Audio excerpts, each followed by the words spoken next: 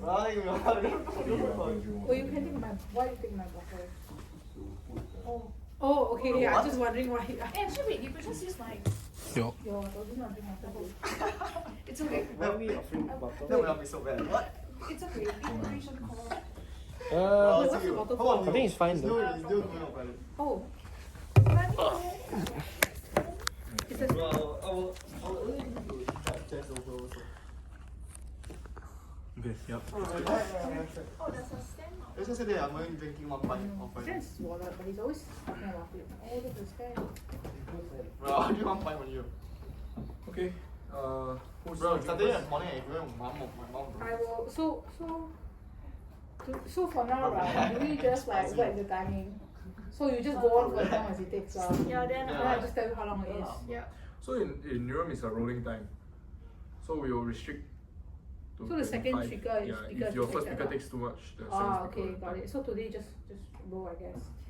But maybe at 12 minutes I'll tell you it's 12 minutes. Yeah, sure, no problem. 12 You're and a doing half two hours. issues, right? Yeah, I'm doing 2 issues. Okay, let's go.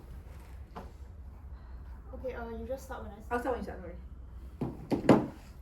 Mr. President, Your Honours, may it please the Court, my name is Rayan Lee and together with my co-counsel Alexander Maskun, we represent the Office of the Prosecutor.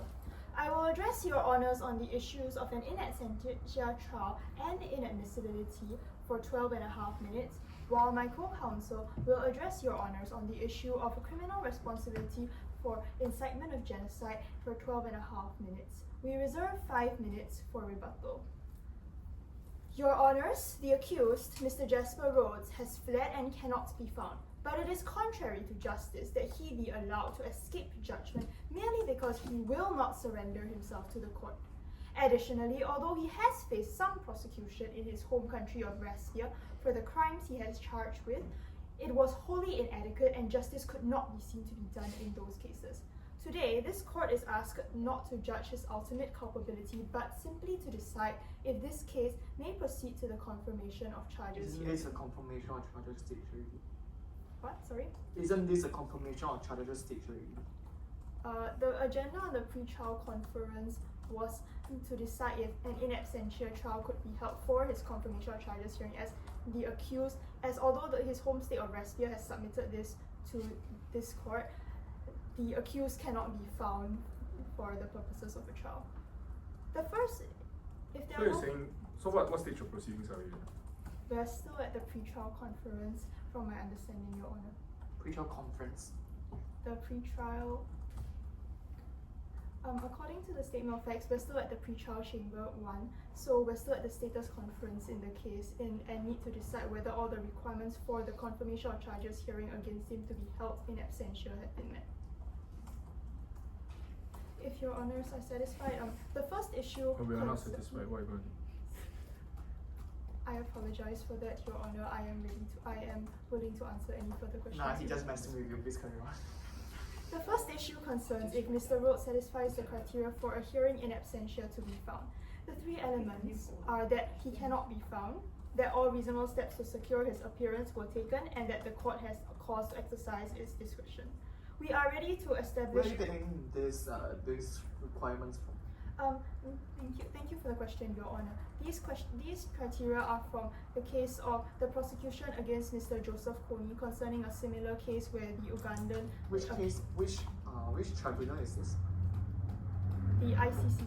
ICC. ICC, Your Honour, yes. ICC cases binding on us?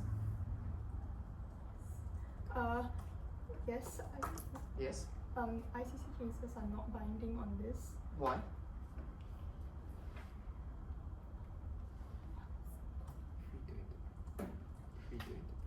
Oh, it's free. It's free to interpret, Your Honour.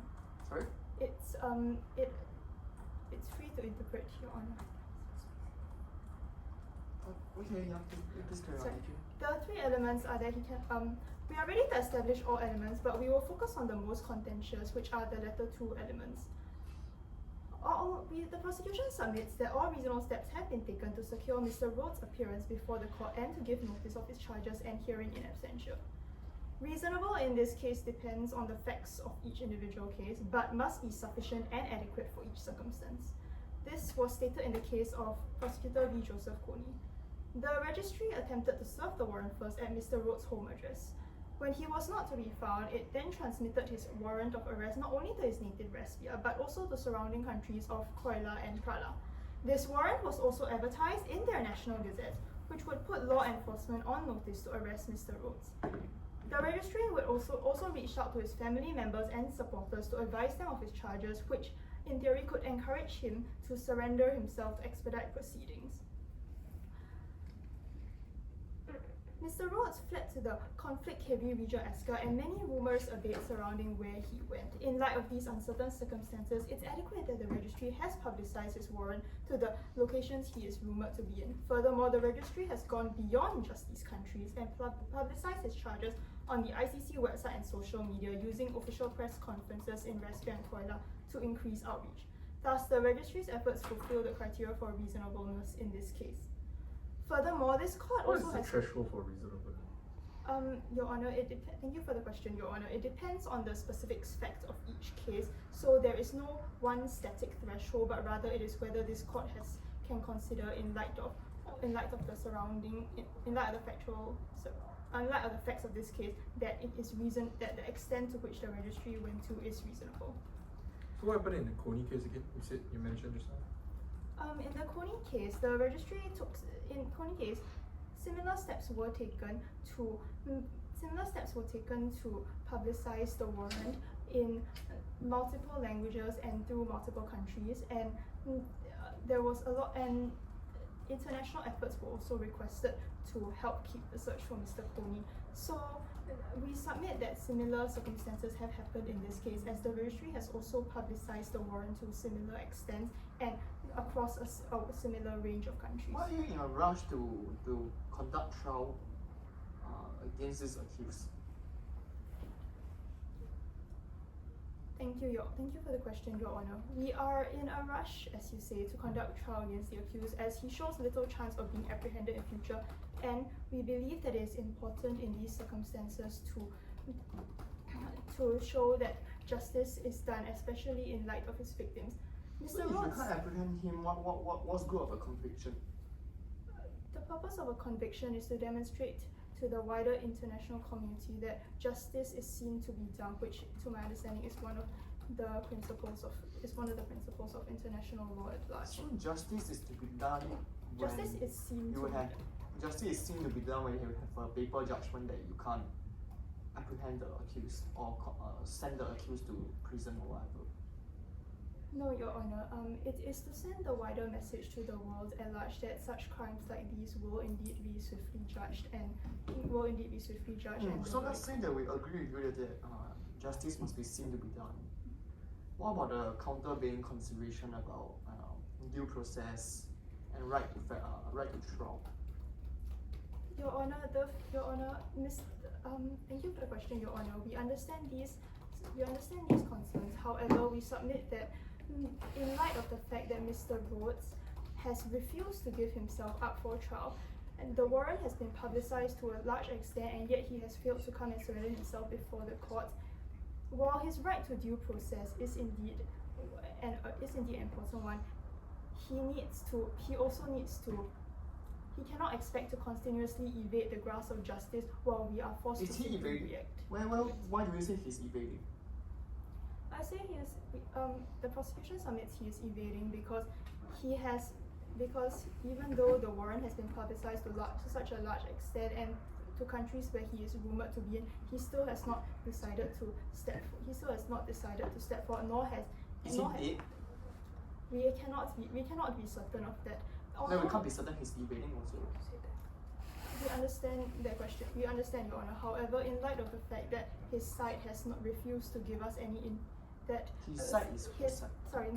his supporters and his family and his supporters and people who might be in contact with him have failed to give any indication. What did he say in response to your question? What? Sorry? What did his supporters say in response to your questions? His supporters have not given anything. His supporters have not mentioned anything. Although the registry has held a meeting with his supporters in Where can I find this? It is in Your Honor. It is in the facts under the under the.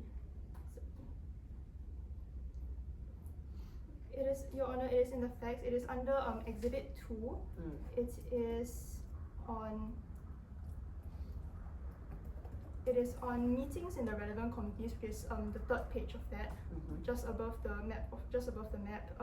It mentions there that the Registry's regional office has organised 2 in-person meetings with committees sympathetic to Mr. Rhodes. Okay. Yeah, please carry on. Your Honor, we move on to if the prosecution's next submission is that Mr. Rhodes' prior prosecution in res PR for hate speech does not affect the admissibility of his case before this court. The ne bis in idem principle, which is codified under Article 20 of the Rome Statute, prohibits multiple prosecutions for the same offence. Your Honours, the Raspian court has absolutely failed in its duty to exercise its criminal jurisdiction in good faith. This is for the following reasons. Firstly, the conduct before the domestic court is not substantially the same as the conduct before this court. Wait, sorry, you are saying that they did not conduct the trial in good faith? We are saying that it has failed to exercise its criminal jurisdiction in good faith. Your Honour, I'm mindful of my time, but I will. 10 is okay, keep going. 10 is okay. Was it not? 10, but just keep going, don't worry about it. Wait, so just to clarify this point, so you are saying that the domestic court did not exercise its criminal jurisdiction in good Not faith? the district court has. We argue the district court has prosecuted him in good faith. However, the appeals court has essentially resentenced him not in good faith, and therefore this does not amount to suing. It's a very serious allegation What? to say. It's a very serious allegation to say a national court did not act in good faith. We understand, Your Honour, but the facts provide a very strong inference to What's the suggest. standard? What's the standard required to draw an inference of that? It is, as ruled in Prosecutor v. Gaddafi, a judge's subjective impartiality can be rebutted when objective reasonable doubts That's not arise. the question. How? Okay, so inferences of fact have to be drawn. That's what you are suggesting. Yes. So what is the standard of inference? What is required for this court to draw that inference? What's the threshold? The threshold is that it has to be it's the reasonable person standard. If I'm not, it's the reasonable person standard. Objective for objective reasonable doubts, Your Honour. So so your case is that the appeals, the appellate court did not exercise, did not rule in good faith. Yes. And then your submission is that, what are the submissions you were going to say? We're submitting that the Raspian appellate court has failed in its duty to exercise the criminal jurisdiction in good faith. No, I think, and then you were going to say that the subject matter before the court today and the domestic court are different, is it? Yes. How does that matter to your submission? This one addresses the ne bis in idem principle under Article 20, which essentially says that a person cannot be prosecuted twice for the same offence. So you're saying that good faith ground is separate from this ground or something? Yes. We're saying that the conduct before the court is not substantially the same, and in any case, his appeals proceedings weren't conducted impartially. Where do you plead that the appeal stage was conducted impartially? Where did I what? Where do you plead in your prayer? It's not in the prayer, right? Paragraph 25. Yes, it's not in the prayer, but Yeah, can you make a submission? It's not fair to your defense if you make a submission. You didn't plead. it falls under your for us it falls under the admissibility of this one because it regards the Okay, so you're saying impartiality renders the case inadmissible. the partiality in that case essentially renders the case inadmissible. But yes, Your Honour. However, Your Honour, I am conscious of my time. Oh yes, apologies. Yes, please report your case. I'm subject to misrepresentation. So, Your Honour, Can you wrap it up in 1 minute? do I continue with the full thing or do I just end it and pass off to my If you only have 1 minute, what would you do? okay. Okay, so Overall, Your Honor, the appeals court in this case was seen to be loyal to was noted to be loyal to Mr. Rhodes, and we note that despite that amidst the hatred he spewed towards Iranians, Rhodes characterized them as barbarians which must be neutralized, which is an obvious euphemism for genocide. Yet the appeals court lowered his sentence to 3 months and to times already served in detention. This is undoubtedly a serious crime that goes beyond hate speech, and yet the sentence was reduced to such a low sentence. A reasonable observer would clearly see the disparity here and be able to apprehend bias. Thank you, Your Honors. Thank you.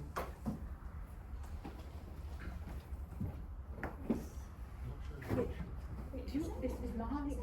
No. It's No lah. Wait. no what? It's issue. Wait, Yeah. you want one full side first? Is it in your no, round? no, Yeah. check the procedure. Oh, And- okay, yes. sorry. I'll Okay. be there. Yeah, don't P1, P2 first. Yeah. But Okay, then, let's- can you guys just write the questions? I've made a new thingy. What's it called? New Telegram chat bubbles. Okay, you guys do. I'm going to write down what he says into my script.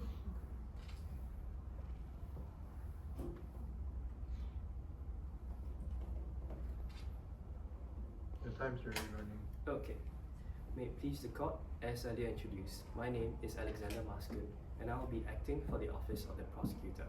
I will be speaking for 12 and a half minutes. I will be making one submission, that there are substantial grounds to believe that Mr. Rhodes What is if we liable. are not with your co-counsel earlier? What happens? Yeah, no. In that event, then the court cannot exercise its jurisdiction over this case, So and your the case case fails. cannot proceed. Indeed. Yes, Returning to my submissions, Your Honor, Yeah. there are substantial grounds to believe that Mr. Rhodes is liable for the crime of direct and public incitement to commit genocide. What is substantial ground? Your Honor, the requirement of substantial grounds is not at this stage of the proceedings is not a requirement for beyond reasonable doubt. In this instance, Yeah, I see. So what is substantial ground? the requirements for substantial grounds in previous ICC jurisdiction is a lower standard and will be met so long as the prosecution offers concrete and tangible proof demonstrating a clear line of reasoning underpinned by the specific allegations. Your Honours, returning to the submissions, the crime of public and direct incitement under Article 25(3)(e) of the Rome Statute may be found on the facts of the case. The elements of this crime are that firstly, there was direct incitement to commit genocide. Second, such incitement was public. Third, that there was intent to prompt another to commit genocide. And lastly, there must have been specific intent to commit genocide. Turning to the first element, that there was direct incitement to commit genocide. Under this element, the prosecution submits that firstly, Mr. Rhodes' speech on 10th December 2021, and secondly, Mr. Rhodes' Bible posts throughout 2020 and 2021 satisfies this element. Turning to Mr. Rhodes' speech, which is outlined at paragraph 17 of the case. Direct incitement refers to an appeal to commit genocide, which involves targeting a religious group and urging to kill members of that group. Only When- religious groups? Your Honours, it's not limited to religious groups and encompasses other things such as ethnic groups. However, on the facts of this case, the relevant rule is related to the religious groups. Your Honours, returning to my submissions, the requirement is met when it involves targeting a religious group and urging to kill members of that group when interpreted contextually as stated by the International Criminal Tribunal for Rwanda in the case of the prosecutor and Pauline Nyarimasuruko. In Mr. Rhodes' speech, he explicitly references and targets the Adrelan religious community. He claims Adrelans are incapable of living side by side with Respians and likens their existence to a plague of violence. He then calls for their removal through the use of force and through any means necessary, claiming that this state of affairs cannot stand. Your Honours, It is clear that the underlying message of Mr. Rhodes' speech is to call for the killing of Adrelans. The claim that Adrelans cannot live side by side and are plagued of violence conveys the notion that Adrelans are a group of people which are undesirable and akin to a disease or sickness which needs to be eradicated. Mr. Rhodes' calls for the use of force, and through any means necessary, is a clear indication to the extent to which his listeners should carry out his directive to remove Adrelans, and is a clear euphemism and appeal to his listeners to engage in the killing of Adrelans. Thus, Mr. Rhodes' speech constitutes direct incitement to commit genocide. Turning to Mr. Rhodes' Babel post, acts which are closely linked may be taken as a single transaction, following the ITCR case of the prosecutor and Ferdinand Nahamina. Firstly, Babla is a social media platform. Why can we use ICTR cases? Your Honours, in this present instance, the court has no past jurisprudence on public and direct incitement. This court meaning the ICC, and therefore the ICC may reference to its previous tribunals, and in this particular case, this provision is in pari materai with the statute used in the Rwanda tribunal as well. So what's the source of law for ICC? As the source of law of the ICC is encompassed within the Rome Statute. Okay. What are the sources of law? Pardon me, Your Honours, if I may have a moment. No, it's okay if you don't have the answer. Your Honours, according to Article 21 of titled Applicable Law in the Rome Statute, it states that the application and the interpretation of law pursuant to this article must be consistent with internationally recognized human standards. And in this instance, it means that the sources of law must be in line with recognized international principles of law. Your Honours, returning to my submission, firstly, Babla is a social media platform, and social media platforms are typified by the ability of a reader to view multiple posts simultaneously, as opposed to other communication mediums such as radio broadcasts spanning over multiple days. Secondly, Mr. Rhodes' babbles are unified by an overarching narrative, which is an appeal to commit genocide. Thus, Mr. Rhodes' babble posts should be taken as a singular act in analyzing the element of direct incitement. Turning to the babbles, the prosecution will first prove that the babbles targeted the Adrelans, and subsequently prove that Mr. Rhodes' babbles urging for the killing of Adrelans. In Mr. Rhodes' first babble, outlined in Exhibit 1 of the case, he references terrorists who are bombing Respia. Read in context, since there were recent bombings conducted by the organization The Resistance, it is clear that Mr. Rhodes is targeting this organization, which is made up of Adrelans. In his second babble, he makes this even clearer by referring explicitly to the Adrelan threat being combated by the Respian soldiers. Sorry, so you're saying the speech on whatever broadcast he's making is were targeted towards an organization, is it? Indeed, Your Honor, it Which was is made out of a specific. made up of Adrelans. However, Race. our submissions on this point is that this is only the first babble, and his subsequent babbles not only target just the resistance, who are made up of Adrelans, but also the Adrelan religious community as a whole. So what if someone makes a post about eradicating ISIS? Your Honor, in that instance, it will have on the face of it, it will not consist of direct incitement to Why? commit genocide, because the requirement for direct incitement to commit genocide is that it must be targeted at a group in whole or in part. Do you not say ISIS is a special faction of the Muslim community? Indeed, Your Honor. However, the prosecution submits that on this ground there are public policy. Pardon me. Your Honor, it is possible to frame it that way, yes.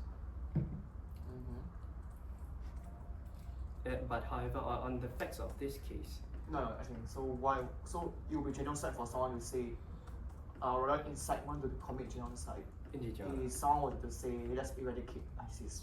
Indeed, Your Honor. So It could be interpreted that way. However, that requires a high threshold to be met as well. But what's so different from the hypo and your facts then? Indeed, Your Honor. On our facts, the case is even further than just simply stating that calling for the eradication of ISIS, because there are further babbles. So most of the world leaders are against the existence of ISIS. So are you saying that they are all inciting genocide? Yeah, no, the prosecution submits that there is a distinction here because of our case, which is related to Mr. Jasper Rhodes, is calling for the killing of members of Adrenals. Let's just say let's kill all ISIS members. Is that the intention to commit genocide? Your Honor, it is possible. However, the prosecution reminds this court that on the facts of this case, that the facts are distinct from your hypothetical, Your Honor. And in fact, we have more evidence which points towards direct incitement. And that is what the prosecution will be going through subsequently. Therefore, returning to my submission, in the second babble, Mr. Jasper Rhodes makes this direct incitement even clearer by referring to the adrenaline threat being combated by Raspian soldiers. In context, since Raspian government troops were conducting crackdowns on the resistance, it is evident that when Mr. Rhodes uses the word terrorist or refers to the resistance organization, he is in fact referring to the Adrenals. In his third babble, he expressly made references to non-Raspian religion adherents and called them a threat, since Adrenals constitute the only other prominent religion in Raspia and has previously been termed a threat by Mr. Rhodes. This third babble is also targeting Adrenals. In the fourth babble, Mr. Rhodes once again makes explicit reference to terrorists and therefore Adrenals. And finally, in the fifth babble, again, Mr. Rhodes implores Raspians to rebel against the Adrenaline oppression. Thus, throughout the series of babbles, it is evident that Mr. Rhodes is targeting Adrenals. Turning to the urging of the killings. In the second babble, Mr. Rhodes calls for the Raspians to take up arms against Adrenals, therefore endorsing the use of violence against them. In the third babble, he labels Adrenals as barbarians and calls for their neutralization. Your Honor, this is a clear urging to call for the killing of Adrenals. In particular, barbarians have the meaning of dangerous people who cannot be reasoned with, and the only method through which they can be dealt with is through violence and killing. In the fourth babble, he raised the question, how can we help the soldiers who are fighting the Adrenals? To which he stated that the means to do so was through fighting the Adrenals in their neighborhoods, which is a clear imperative and meant to galvanize violent actions against the Adrenals. Lastly, in the fifth babble, Mr. Rhodes implores in response to the Adrenaline oppression that Raspians should rebel whatever the cost.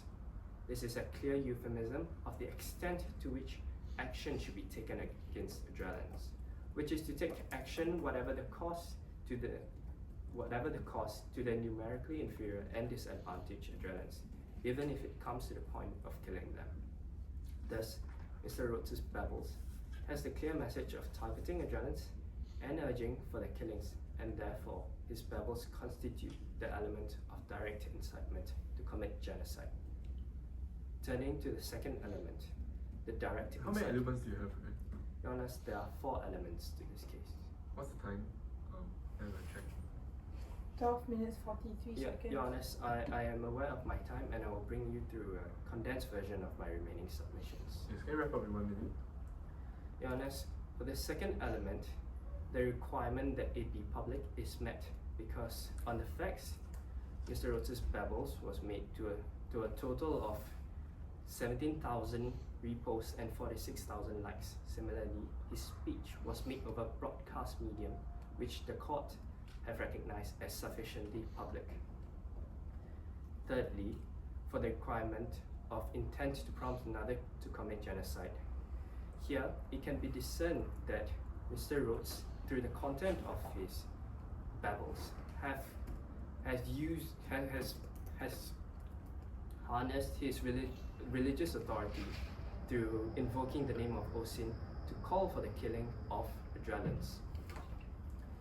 And finally, Your Honor, in the final element, this requirement that there was specific intent to commit genocide will be automatically met, as according to the Nyari Masuhuku case, if the third element is met. And therefore, Your Honor, the prosecution submits that because the four elements have been met, there are substantial grounds to believe that the crime of direct and public incitement has been satisfied. Please allow me to detain you for a while longer. You said that there's an authority that says when the third element is satisfied, the fourth element will be satisfied. Indeed, Your Honor. Then what's the point of the fourth element? Your Honor, in this case, the requirement that there was Your Honor, I am unable to answer this case. However, I can point you to the case that this is indeed jurisprudence on this particular crime. Well, your co-counsel earlier mentioned that we are not binded, right? Indeed, Your Honor. Your Honor, if I may bring you through the reasoning for this particular element. It's okay. Yeah, thank you, Your Honor. In this case, the prosecution wrapped its submission.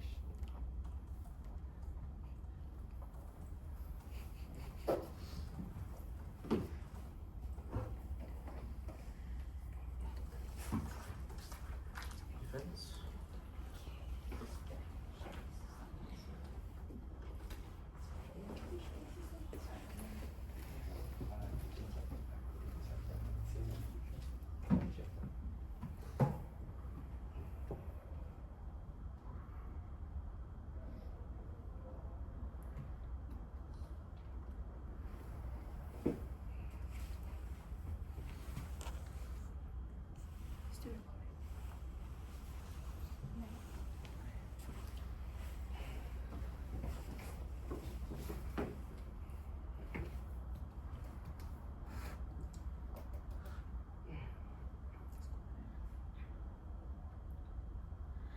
Good evening, Mr. President, Your Honors. May it please the court. I am Mahalakshmi, and today I appear on behalf of the counsel of the defendant. I will be speaking for 12 minutes and will be reserving 2 minutes for rebuttal. The case in this court is centered around the prosecution of Raspia's former leader, Mr. Jasper Rhodes, who has already been sufficiently prosecuted in Raspia under their domestic hate speech laws, and now has not been sufficiently reached out to bring a trial in this present court. Therefore, it is our position that the pre-trial chambers erred in seeking to confirm the charges against the defendant in absentia, and regardless, even if the case were to be brought, that it would be inadmissible. The defense has two main arguments that follow. Firstly, that the requirements of a Who's your client? Oh? Who is your client? Mr. Jasper Rhodes, Your Honor. How is he instructing you?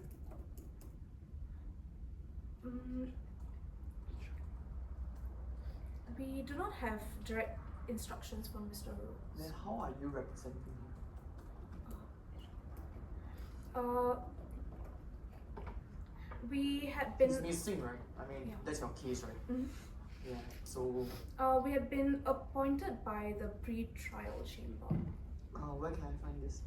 This is under the procedural history pointer 4. What page is that? 44.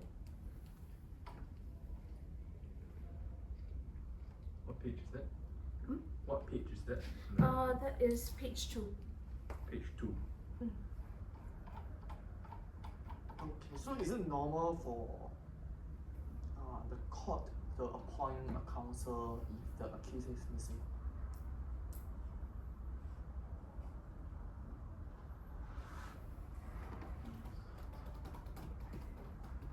Your Honor, I'm currently unable to sufficiently answer that with the information I have on hand. I apologize, Your Honor.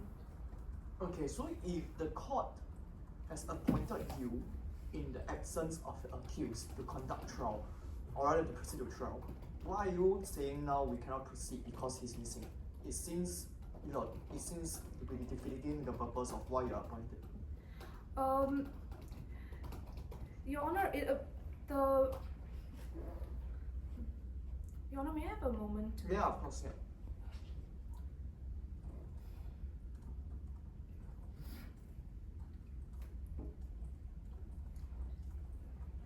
Your Honor, fundamentally, Mr. Rhodes has a right to be present at a hearing that concerns him. And while we were appointed by the pre-trial chambers on behalf of him to run to be his defense counsel, we argue that it nevertheless is important that we make all due efforts to reach out to him to make sure that he is able to be present for his Can you own tell me hearing. what Article 61 2B of the Rome Statute is saying? I mean, I saw this from paragraph 3 of the procedural history.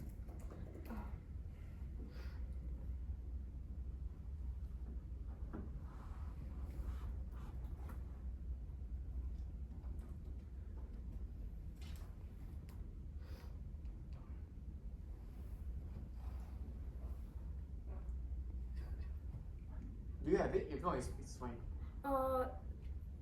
Please give me a moment, Your Honor. No, it's okay. If you don't have it, we can proceed. It's okay.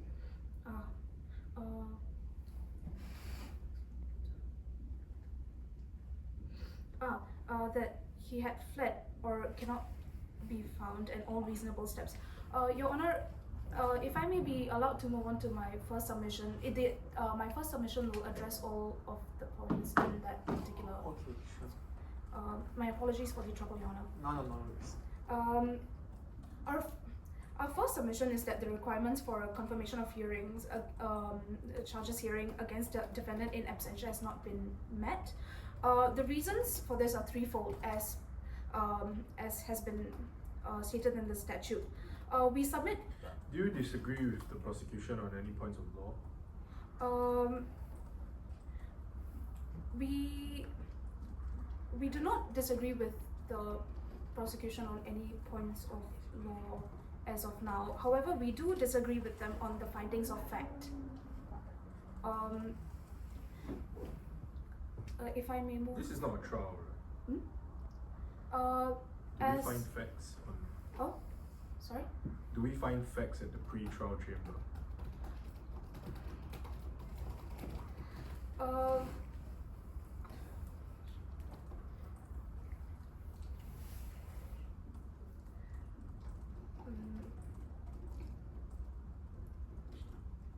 It's okay if you don't have the answer. My apologies, Your Honor. I'm currently unable to answer that question. If I may move back to my submissions.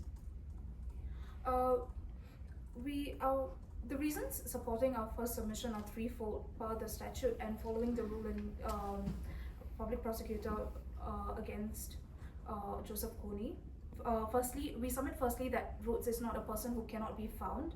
Secondly, we submit that not all reasonable steps to secure Rhodes' appearance and inform him of his charges and hearing has been taken. And thirdly, that there is no cause for the chamber to exercise its discretion to hold the hearing in absentia. For the first reason, as held in Kony, a person cannot be found when the concerned person's precise whereabouts remain unknown. But this does not cover a situation where the person's approximate whereabouts are known, but the court is unable to have an arrest warrant executed due to reasons unrelated to identifying the suspect's location. Rhodes' approximate whereabouts are known. He was last seen in Escos and is rumored to have since fled to Prala or neighboring countries. This makes it such that his approximate whereabouts are known, and yet the reason why Mr. Rhodes' arrest warrant cannot be executed in Prala specifically is because Prala is not party to the Rome Statute, rather than a lack of knowledge of Rhodes' proximate whereabouts. But neighboring countries, right? Yes. How many neighboring countries are there? That has. And how big are these countries? Currently, we have not been given such information. The only other countries that neighbor Raspia are Croila or Prala, as per the So you said that his last known location is Prala, right? His last known location was in Escos, but he has been rumored to have since fled to Prala Or neighboring countries. or neighboring countries. So judging by the map that you see at page 9 of the Mm. record, Exhibit 3, the red piece of land seems rather large, would you agree with me? Mm, The I- red piece of land, the purple piece of land. mm. I mean, there can only be these two neighboring countries that they're talking about, right? I understand the concern, Your Honor. Not much information has been given on the other neighboring country. However,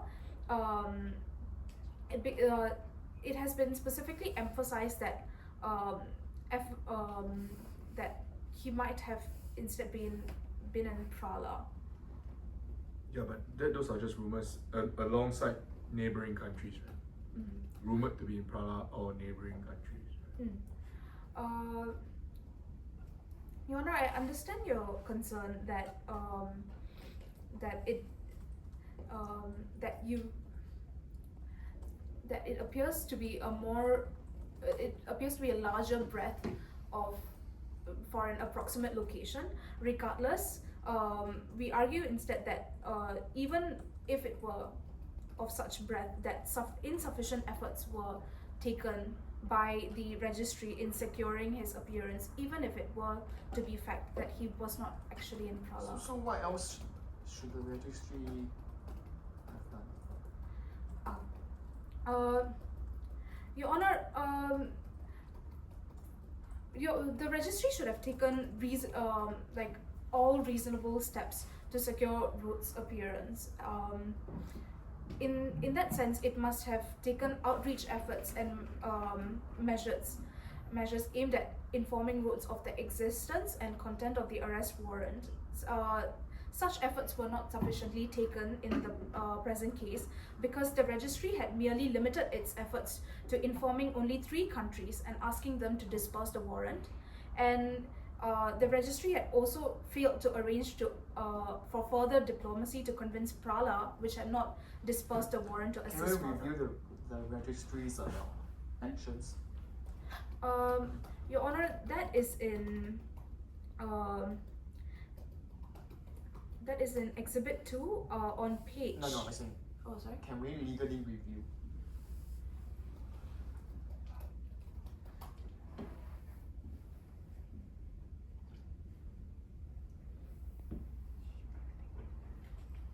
Do we have the power to review?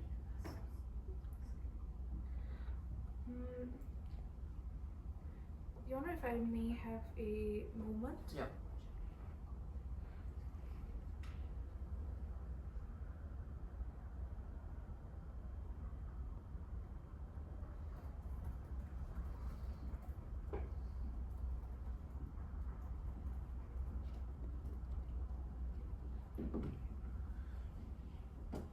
Can I have a time check?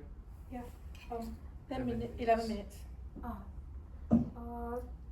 Your Honor, my apologies. I do not have information as of present to be able to answer that question, and I note that my time is about to end. If I may give a capsule summary of the rest of my submissions.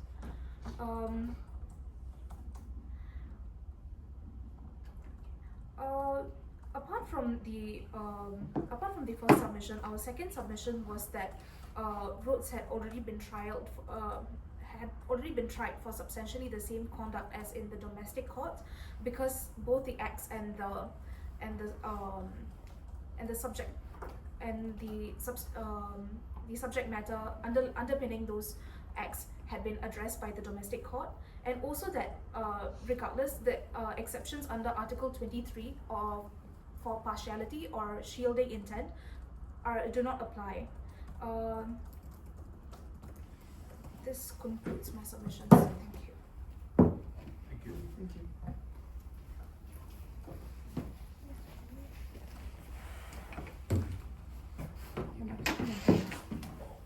Sorry.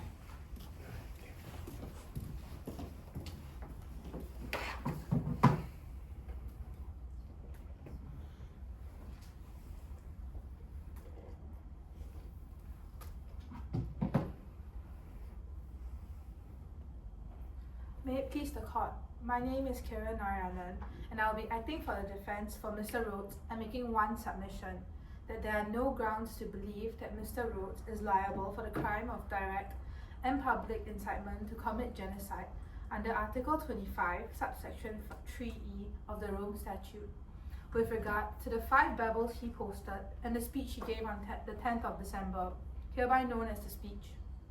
As the counsel for the prosecution has argued, there are 4 elements needed to prove the crime of direct and public incitement to commit genocide. However, none of these elements are made out on the facts, and the prosecution has similarly failed to make this crime out. Turning to the first element, there was no direct incitement to commit genocide on Rhodes' part. As held in the ICTR case of Pauline Nyamasuhuko in Rwanda, each instance of direct incitement of genocide is completed as soon as the discourse in question is uttered or published, even though the effects of incitement may extend in time. However, counsel for the prosecution has instead cited a dissenting judgment in the ICTR case of Nahimana to argue that this court should instead view all of Rhodes' actions cumulatively in assessing whether it constituted an act to commit direct and incitement of genocide. Given that past jurisprudence has preferred the view that each act should be analysed in isolation instead, the prosecution has failed to prove why this court should take the dissenting view and prove dissenting view to assess all incidents cumulatively. Beyond just citing a dissenting judgment, the court should take the view that each individual babble and speech should be analysed in isolation. But why? Things don't work that way, right? If tomorrow your Prime Minister tells you something and then the next day he follows up with something, are you seriously going to tell me you're viewing them individually? Is it not a reasonable interpretation or a reasonable conclusion for someone to draw with all of the facts before him? Your Honour, this case concerns postings Mr. Rhodes has made on social media, which has not been explored in any past jurisprudence. Hence, the court must decide whether cases on social media should be taken in isolation or cumulatively. The counsel for the prosecution has raised the argument that it should be taken cumulatively because on social media, all the posts can be seen at once. However, he has not made a compelling case whether this is what is typical of social media. If one user comes across only one of Mr. Rhodes' posts but not the rest, then shouldn't that act be analysed in isolation? The prosecution's case turns on the instance that somebody comes across and reads all consecutively, when that may not be the case and may not be typical when one views social media posts. Hence, the defense is submitting that in light of this unexplored territory of social media posts, the court should adopt the stance that each post should be taken as one individual act, and thus each post should be analysed in isolation, or whether that singular post would constitute direct and public incitement. If I may continue, the defense thus submits that there was no direct incitement in any of these incidents, and thus each incident would be analysed in isolation. Firstly, there is no direct incitement to commit genocide in Mr. Rhodes' babbles because there was no targeting of that religious group and no urging to kill members of the adrenaline group in any of the babbles and the speech.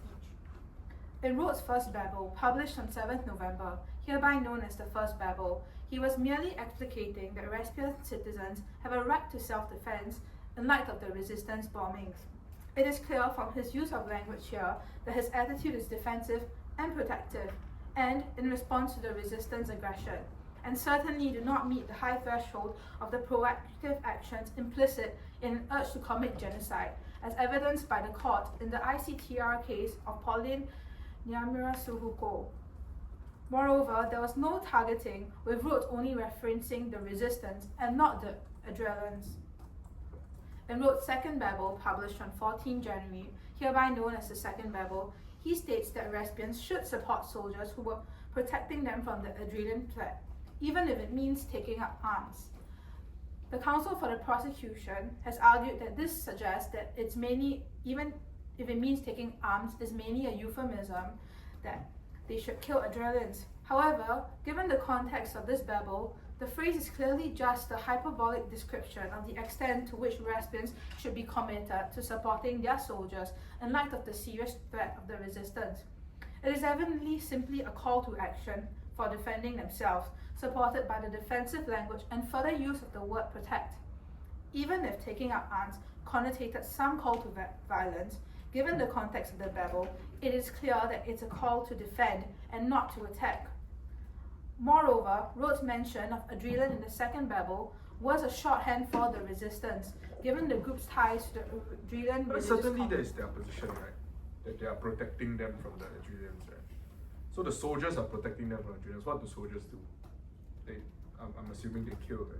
Yes, Your Honor. So if they are calling for people to take up arms to support them, they're calling for them to support the killing, right? Yes, Your Honor. However, Your Honor, so if I may make the clarification, are you asking me if this killing equates to genocide as well? I mean, okay, maybe I misunderstood your submission. Your submission is that the babble alone, taking up arms, is not sufficient to suggest that they are inciting violence against a group. Yes, Your Honor, because of the context of the babble, which is taking up arms to defend. And if defending, yeah? Yes, I think maybe that's where maybe you have to assist me further on whether this defense is it like a public international law to a right of self-defense, or is it just his agenda? I mean, certainly we look towards any other region in the world, and maybe more specifically the Middle East. Israelis are definitely thinking they're defending their land from encroachment. They say it belongs to them, but it's still disputed, and before any international court has decided on it, what is the defense and whether do they even have that right? And if that's not present, then are you sure you're making the argument that this is not incitement of genocide?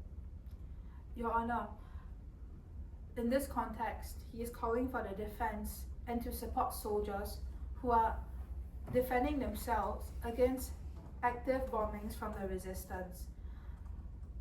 From the resistance, yes. The resistance. However, the resistance is not equated to the entire Adrian religion. The resistance here has clearly been the one to attack them, and thus this defense cannot really be said to be genocide when it's merely incidental, that it's a call to kill Adrians, but it is not a call to kill Adrians outright. It's a call to kill a group who happen to be Adrians. But there's nothing here that talks about the resistance, right? Your client's position is fighting to protect us from the Adrelian threat. There's nothing mentioning the resistance. For the, Your Honor, are you referencing the second babble as well? Yes.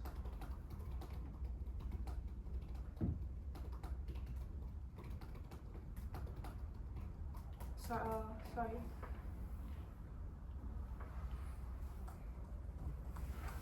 Okay, the time check. 8 minutes. Okay. Oh, yeah, Your Honor, sorry. The adrenaline in this babble was merely using it as shorthand for the resistance. So the adrenaline threat is synonymous with the resistance as evidence from his language. And it's merely a convenient shorthand that Mr. Rhodes is using. So whose perspective do we look at this one? Whose perspective do we look at when we are seeing incitement? First, of course, there's the intention to incite, I'm assuming. And the other is the perspective of the reader, whether it's possible to incite, I'm assuming.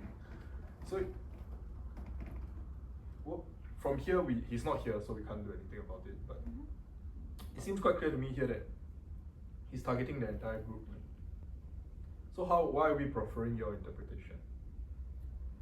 Your Honor, the defense is calling for a contextual interpretation. Contextual, but just now the earlier submission is we should look at everything in isolation. Oh, sorry, if I could clarify, I mean contextual to this babbler about what he is saying. So, if I may guide you to his exact words, our soldiers are fighting to protect us from the adrenaline threat. We must do everything we can to support them, even if it means taking up arms. On plain reading of this, he's not calling for recipient citizens to blindly take it upon themselves to neutralize the adrenaline threat. In fact, he is he is saying that they should support their soldiers. He's not calling for active violence against them. Rather, he is calling for them to help the soldiers with fighting the adrenaline threat, which I understand that I have argued that it should be taken individually. However, external context is needed to interpret this, and the external context given the climate and rescue is that the adrenaline threat here being referenced is the resistance. If I may go back to my submissions. In Rhodes' Babel published on 10th June, hereby known as the third Babel, he did not even mention any urge, implicit or explicit, to kill or commit any violence. Furthermore, he only referred to religions which were not devoted to Osin and was not targeting a particular religious group, and clearly he meant to reference the religious groups that weren't his own. In Rhodes' Babel published on 11 September, hereby known as the fourth Babel, he called on the aid of rescue. For the third Babel, right? If not for the prosecution's framing of their charge, right, could this not even be grounds for genocide simpliciter for any other religious group? It says here, other faith is barbarism, and barbarism needs to be neutralized. Yes, Your Honor. I understand that the prosecution has argued. The prosecution's argument for the third Babel has been based off the language used. He has argued that barbarism inherently means something bad, and that it being neutralized is inherently a call to kill. However, Mr. Rhodes has couched his entire third Babel in ambiguous terms, and on plain reading is no outward reference to adrenaline. He only on plain reading he only references other faiths besides his own. It makes him an even worse person. Even if the court accepts that this would constitute direct incitement, the defense also argues that the other elements are not proven. So if this court is not willing to accept my submission on this point, I implore this court to hear my submissions on how the other elements are made up. Turning back to my submissions, for the fourth Babel, he called on the aid of Rasmus to fight all the terrorists to defeat them. Here, he does not even refer to adrenalians and is referring to terrorists. But you're still on this point. I thought you said you want to move on to the other submission. Oh, there are other babblers to other But babbles. if I only need to find one, right? Yeah, Your Honor, my case here is that none of these are made out. So But assuming one of them is made out, that's made out, right? it's the court of the view that it's Okay, made so out. if assuming we're not with you, and we Okay. find that he's already has the Direct incitement. yes. Okay, then I submit that the second element is not proven either. Turning to the second element, Rhodes' incitement via the babbles should not constitute public incitement. For incitement to constitute public, it must have been directed to the general public at large, and appeals made to a selective group is insufficient, as held in Akayasu. Currently, jurisprudence has never covered the topic of social media and whether social media would constitute public incitement. Hence, the defense submits that the social media should not be constituted as a form of public incitement. Babel is a social media site which is not accessible to the general public, since one has to become a user before accessing the site's content. Thus, those who access Babbler and who would potentially view Rhodes' Babel posts are a self-selecting group. Thus, the Babels do not constitute public incitement. Your Honours, take note of my time. If you would allow me to sum up my final arguments. The Yes, third 1 element minute. for specific intent is not made out either. Such intent is typically deduced from a pattern of systematic attacks and deliberate targeting of victims. However, as explained previously, Rhodes' posts and speech do not constitute such targeted attacks and merely constitute general statements which the prosecution has failed to explain beyond just linguistic analysis. And turning to the last element, there was no intent to prompt another to commit genocide. Rhodes did not create in another the state of mind necessary to commit genocide. This desire presupposes an intent on the individual's part to commit genocide. And if this intent is not made out, then this element is not made out either. But if the court is not with me and finds that this intent was made out on Rhodes' part, the defense submit that this specific intent to prompt another to commit genocide is not made out either. Though inflammatory and denigratory towards Adrians, his language throughout his post did not explicitly call for killings.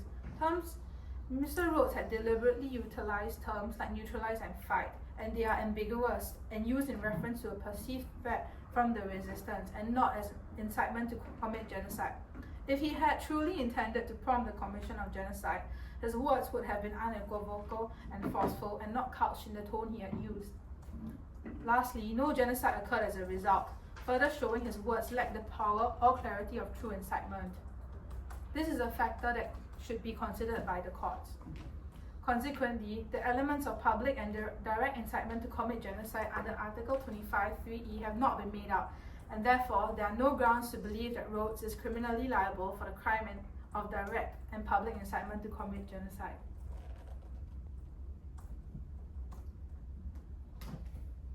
Thank you.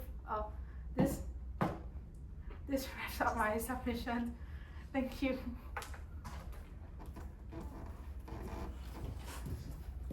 Okay, round one done. Anybody needs to use the washroom? I'm gonna go to the washroom. Can pause the. I'm gonna off a recording. Can pause the. Yeah. Oh, yeah. Recording is Bye.